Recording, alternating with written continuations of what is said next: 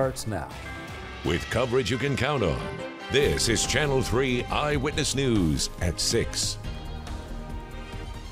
Thank you for joining us. I'm Cindy Sexton. And I'm David Carroll. Here's what's happening this evening. The Woodmore bus driver involved in the deadly accident last November now faces additional charges. JOHNTHONY Walker now faces 34 criminal charges. You can see them on your screen. 14 counts of reckless aggravated assault and 7 counts of assault were added to his charges today.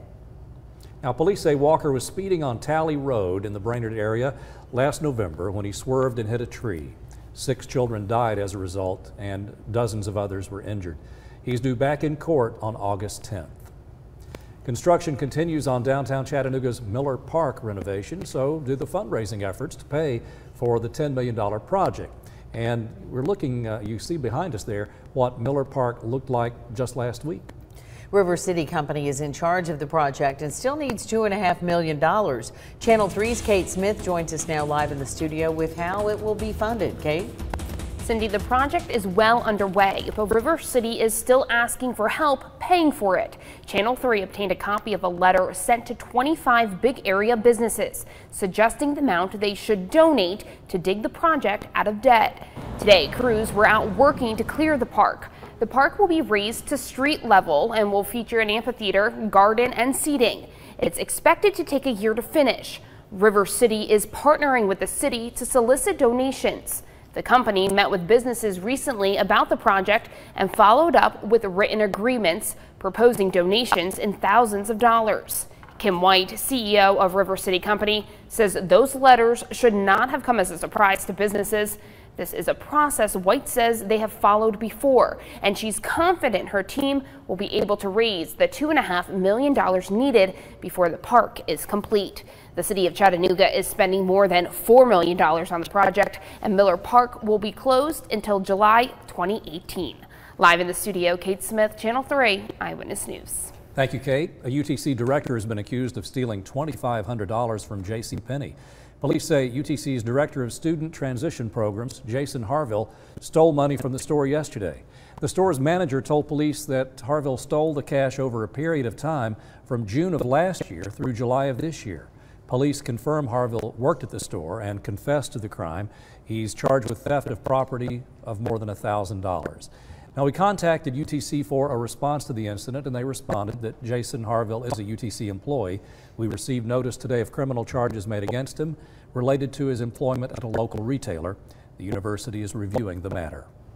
The grand jury indicted a man on aggravated assault charges in connection with a beating on Red Clay Road. Police say Christopher Hinds and 2 others brutally beat 60-year-old James Russell at a house on Red Clay Road in Bradley County last November. Hinds will appear in Bradley Sessions Court next month. Joshua Finley and Stephanie Hinds are also charged in connection with the case. Chattanooga police say a victim is in critical condition after a shooting. This happened on Brainerd Road last night around 9:30 at the Cancun's Express. Police say the victim showed up at a local hospital with his own vehicle, suffering from a gunshot wound. They tell us the victim's injuries are believed to be life-threatening. If you have any information on the suspect involved in this shooting, call that number, or we should say call this number. It's 698-2525. That's the Chattanooga Police Department. TBI officials are speaking about the potential dangers of fentanyl after deputies say it was found in the Grundy County Courthouse. Investigators say Heather Hodge placed a fentanyl patch in the door frame. Now, we're told it was meant to be picked up by an inmate who was in court last Friday. Special agent in charge, Tommy Farmer, says the patch can be 30 to 100 times stronger than morphine. It's transdermal. It's going to absorb through the skin. So that in itself is a extremely dangerous situation. The prescription drug is for people with chronic pain. Farmer now says it's one of the top painkillers that's being abused and leading to countless overdose cases. Deputies say surveillance video from the courthouse helped identify the woman as Heather Hodge. She and the inmate face charges in the case. The Hamilton County Department of Education and former Superintendent Rick Smith do not believe they should be sued in connection to the 2015 Ottawa High School assault. You'll remember several basketball players were assaulted with pool cues at a basketball tournament. The lawsuit was filed by 3 former Ottawa High School employees who were all charged in the case for failure to report child abuse. Their records are now clean, and their lawsuit alleges negligence and wrongful termination. Chattanooga city officials discussed a senior tax freeze today. The roundtable discussion included Mayor Andy Burke and District 3 Councilman Ken Smith. They want to implement a tax relief program for senior citizens to enhance their quality of life and provide financial security for seniors. They're already facing increases daily in just conducting their lives. So what can city government do to help ease that increase? And this is just one of those things. Qualifying homeowners would have their property taxes frozen at a base amount, which is the amount owed in the first year they qualify for the program. Even if there is a property tax rate increase in the future, the amount of property taxes owed would not change. This is just the first roundtable discussion. We'll keep you up to date at WRCBTV.com. And later at 6, a well-known Chattanooga downtown restaurant closes its doors for the last time on Friday. It's a death experience for everybody, both the customers and the employees. We'll tell you why Porker's Barbecue is closing and what this means to local people when we come back. Another muggy summer night across the Tennessee Valley. Rain chances going up the next couple days. I'll have details in your 7-day forecast.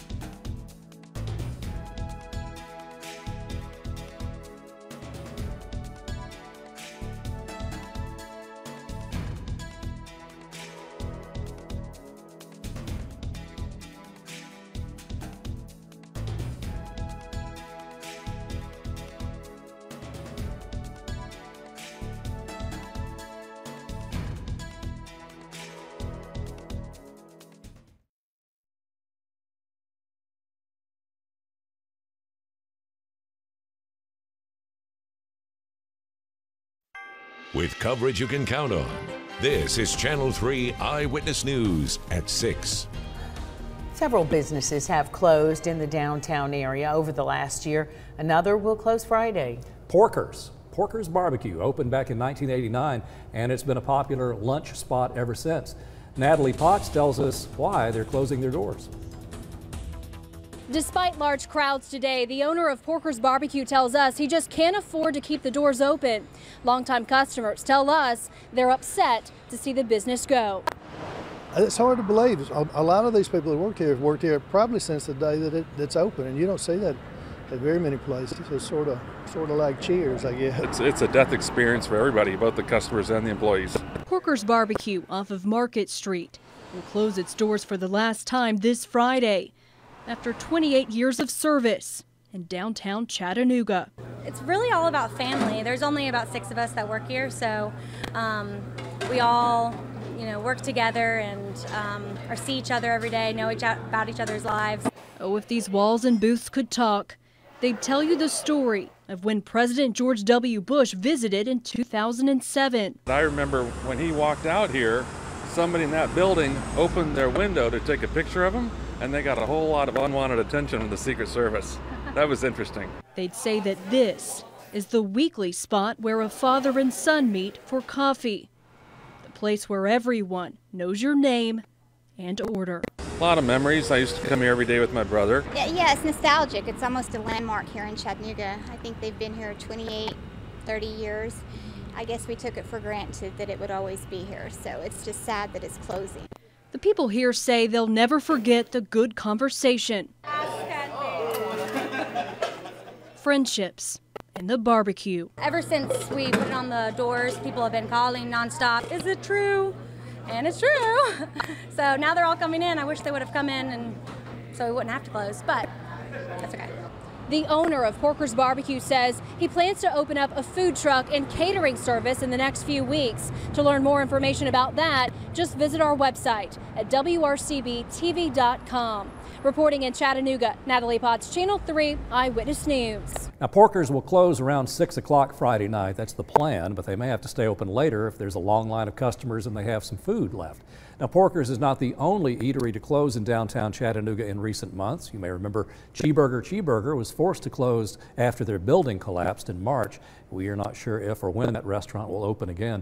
212 Market closed earlier this month, and the most recent closing on Market Street, Raw, the restaurant closed over the weekend last Saturday.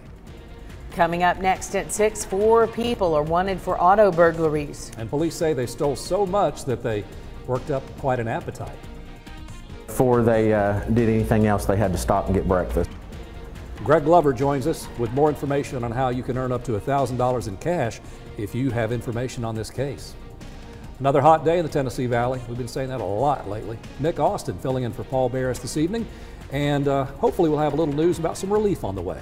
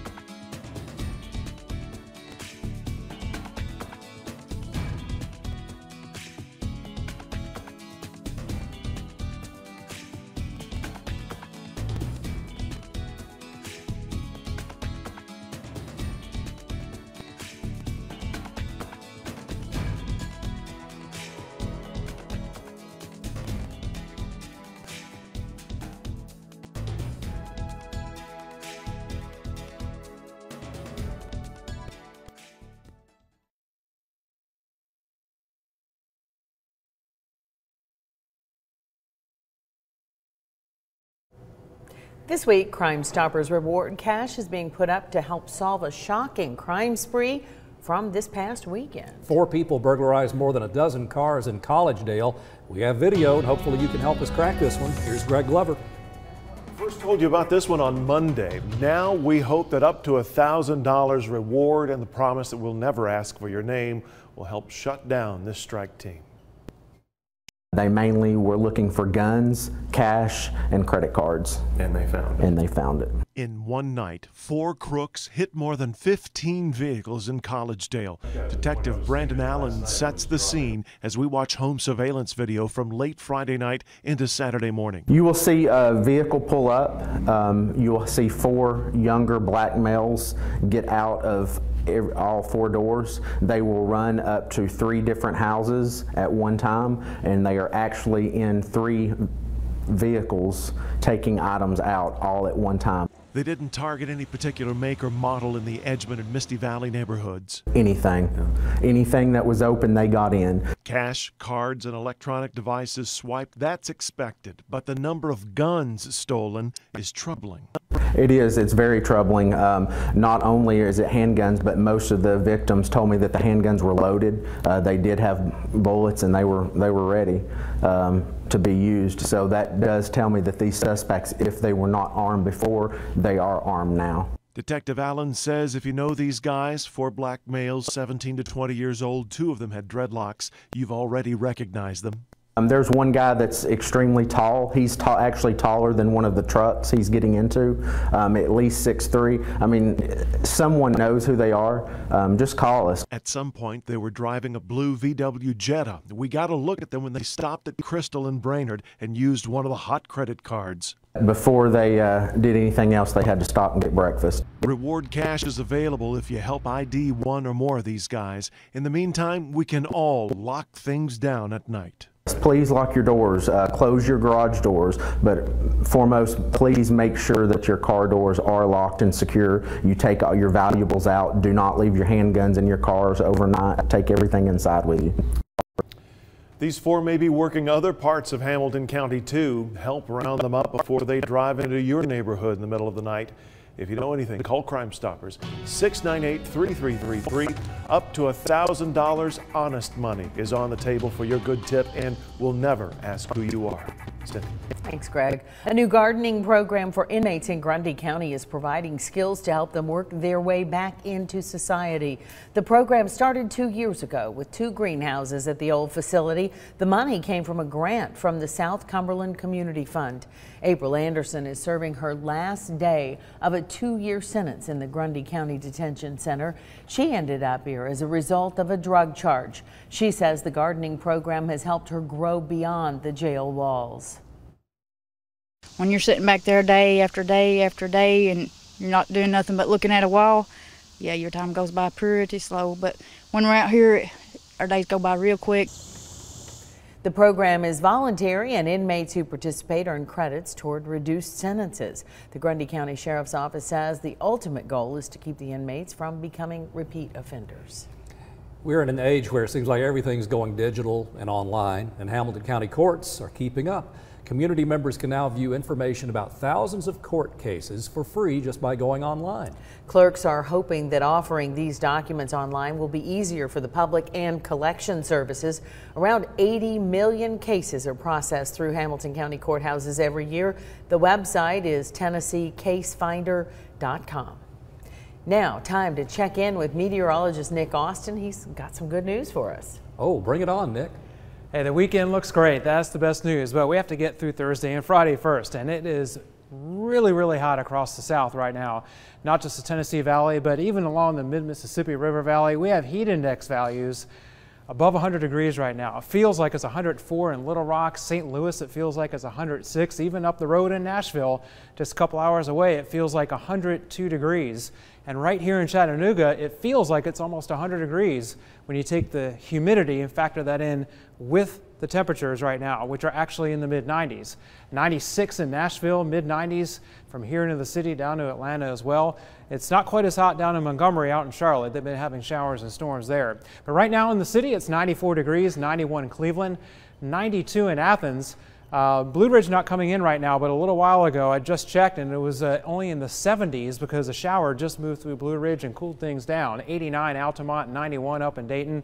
We've had just little spots of rain, some of them heavy, that have been moving through parts of the viewing area. A little more south of Murphy right now, just north of Blue Ridge, another shower popping up, but they're few and far between. Most of the showers and storms along a frontal boundary, a cold front, from the midsection of the country all the way up to the Great Lakes. We'll see showers and storms from that system, particularly on Friday. We're still going to be in the muggy air behind that front. It'll be much less humid for the weekend. Only a slim rain chance tonight if you're headed out to the Lookouts game. We're in the 90s now. It'll be in the low 80s by the end of the game. Just very muggy, but just take it easy, enjoy the game, go out and have some fun. Just some clouds and fog for late tonight. We're not expecting much in the way of any rainfall after dark especially. And then tomorrow, just hit and miss showers and storms popping up in the afternoon, fading out in the evening. But as that cold front gets closer on Friday, we'll see a much better chance for widespread showers off and on Friday with some thunderstorms, possibly early in the day, and then again for the afternoon and evening. Some of the storms Friday afternoon and Friday night could be strong to severe as far as winds and hail. We'll keep an eye on that. 94 and 73, the high and low temperatures, another scorcher out there. And for the rainfall, we've had plenty so far this year, but we didn't have a drop out there at the airport today. Blue Ridge picked up 1/10 of an inch. Scottsboro also 1/10 of an inch. Here at Channel 3, we hit 94. It was 91 up on Signal Mountain, also 91 Lakesite. Cleveland hit 93. Out in Murphy today, it was 90 degrees. 89 in Turtletown, 1/10 of an inch for Dunlap and Cagle Mountain, and 10 Mile hit 94, and Riceville hit 95 earlier. Tonight, very little chance of rain, but muggy, 75 for the low, 92 tomorrow. We can't rule out some hit and miss thunderstorms across the area, and just a spot or two of rain for tomorrow night, 76. Friday, on your 7-day forecast, have your umbrellas handy. Widespread showers, some storms on Friday, but they leave just in time for the weekend. Highs in the 80s with lows in the 60s this weekend, and not as muggy. So we got some nice weather coming up Saturday and Sunday. Sounds great. Especially for the summer. Yes. And if all you heard was not as muggy, that's good. Yeah, I know. That's all we care Everybody about. went, thank you, Nick. Sigh of relief. Yes. Next in sports, South Pittsburg is primed for another region title run. Seems like I've heard that before. If you stick around long enough, you'll hear that about the Pirates a lot. They graduated a lot of talent, but Paul Shaheen says, no worries. No worries. These Pirates have depth. It seems like the Pirates always have depth in 1A. We'll explain here from Vic Grider. Plus, it's no longer the off-season for the Atlanta Falcons. They're one of a few teams to start camp today. We'll hear from head coach Dan Quinn next.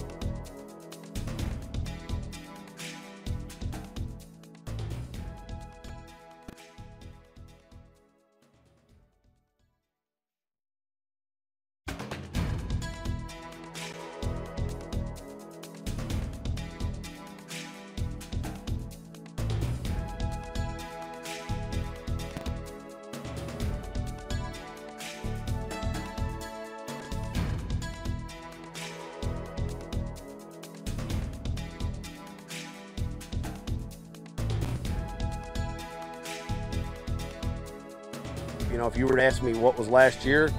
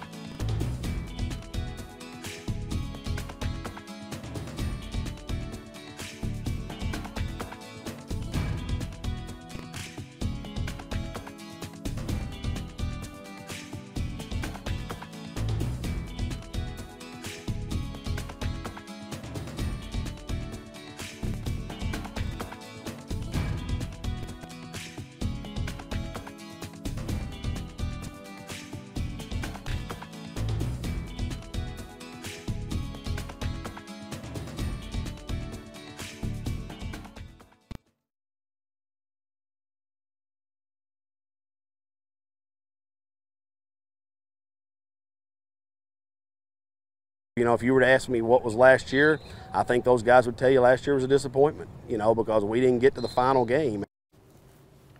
And that Pirates team went 12-2, won the region and lost in the state 1A semifinals. That team also saw 10 starters graduate. But unlike most 1A programs in the state, South Pittsburg has depth for days. The guys we've got right now, you know, they just have been waiting on their turn, you know, and that's kind of how it is here. You know, we usually have guys that kind of work their way through the program and are waiting on their opportunity. And, you know, we've got probably 15 or 20 guys that fit that mold. You know, they just kind of been waiting on their chance, and their chance is here, and they got to line up and play now. Part of that depth is at quarterback, and there's a two-man race there. Up for the job, it's freshman Braden Sanders and sophomore Jalen Hubbard. South Pittsburg opens the season at home with Sequatchie County August 18th, 8 p.m. Eastern, 7 Central. Sticking on the prep beat, the Central Pounders are enjoying a one-of-a-kind week at Appalachian State University. Central head coach Courtney Braswell has his Pounders practicing on campus and learning from the App State Mountaineers. Not to mention they're escaping a little heat up there. Nearly 4,000 feet above sea level in Boone, North Carolina. We'll catch up with the Pounders next week when they host a 6-team mini scrimmage. The countdown is on at the SEC. Tennessee will open camp on Saturday. Georgia starts on Monday the 31st. Alabama opens camp August 3rd, 1 week from tomorrow. Speaking of countdowns, our countdown clock to the Chick-fil-A kickoff game between the Tennessee Volunteers and the Georgia Tech Yellow Jackets is at 36 days. They'll have center stage Monday, September 4th in Atlanta's new Mercedes-Benz Stadium, assuming it is done by then. It will be, don't panic. Yes, we will also have a team on site to cover every angle of that game. In the NFL, the Atlanta Falcons opened up training camp today in Flowery Branch. The gates open to the public tomorrow morning at 8:30. Practice number 1 set for 9:30 a.m. The Falcons, who return a lot of talent on both sides of the ball, enter camp with a 3-step checklist laid out by head coach Dan Quinn. First one, can we be the best attacking team in ball? And the explosive plays, TFLs, eliminating explosive plays, that speed that we want to play with. The second one is about the ball, and it's our turnover margin that's so important to us. One that we added, we want to make sure our play at the end of the halves and the end of the games in all 3 phases. We're going to emphasize that as hard as we can. And then the last one is the prep for this NFC South. That climb now begins, and this division's a bear. You heard him mention, many of you may be hung up on that still, they plan to emphasize finishing games, i.e. the Super Bowl. We won't go there, though. The Atlanta Falcons will enter the season as the odds-on favorite to repeat as NFC South champions, but like you mentioned, that South is a bear. It's a tougher road this year. New Orleans improved its defense at Carolina. Well, Cam Newton. We'll hear from the Falcons throughout the camp. A little day baseball for the Atlanta Braves out west. Atlanta right now trailing in Arizona 7-2 to the Diamondbacks. It's the 7th inning. Atlanta has the day off tomorrow. They're at Philly for a 4-game set before returning home next week. And the Chattanooga Lookouts to play again tonight. They won their series opener at home last night with Birmingham, so check that out at 11. Man, they're a machine this year, aren't they? Yeah, very good team. Really fun to watch. Paul, thank you. Let's take your dog to the ballpark tonight. It is tonight. Yeah. If you don't have one. Well, you could borrow somebody's, perhaps. Bring right? a cat. I don't know. Anyway, quick look at the forecast. It is going to be a nice night for baseball. Very muggy, low 75 late tonight. A few hit and miss showers tomorrow. Widespread showers and storms Friday. And a drier, less humid, and cooler weekend. It's going to be nice Saturday and Sunday. Sounds good. We appreciate you filling in for Paul this evening. Anytime. Thank you for joining us for Eyewitness News at 6. Well, it's been a busy news day nationally. NBC Nightly News with Lester Holtz coming right up. Stick with us here on Channel 3 and at WRCBTV.com.